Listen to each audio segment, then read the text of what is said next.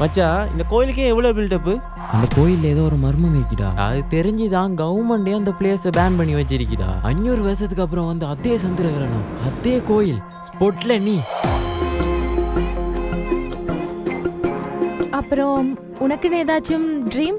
எனக்கு இந்த ரெஸ்பான்சிபிலிட்டிஸ் அவங்க முன்னாடி வாழ்ந்து கட்டணும் கூட்டம் இருக்குல்ல, நம்ம அந்த கூட்டத்தெல்லாம் விட்டுட்டு ரொம்ப தூரமாக போய் உனக்கு நீ எனக்கு நான் என்ற மாதிரி அவ்வளோ ஹாப்பியாக வாழணும்.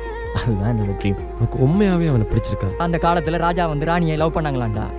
பா வாயிலிருந்து ஃபர்ஸ்ட் டைம் வருது. அனிக்கா விஷயத்தில் அவசரப்பட்டு தான் தோணுது மச்சான்.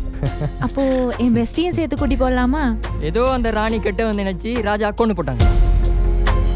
நீ கடைசி வரைக்கும் சொல்லவே இல்லை. அப்படி என்னதான் இந்த லிங்கத்தில் இருக்கி? டேய், இதுக்கு பெரிய ஹிஸ்ட்ரியெல்லாம் இருக்குடா.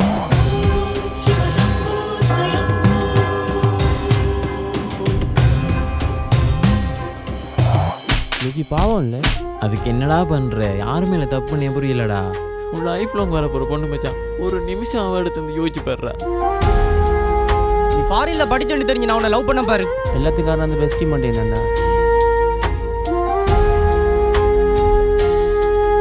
விட்டு பாரு, அவன் போயிடுவான். டேய் சைக்கோ மண்டே, உன் அப்பன் புத்தி உனக்கு அப்படியே இருக்குடா.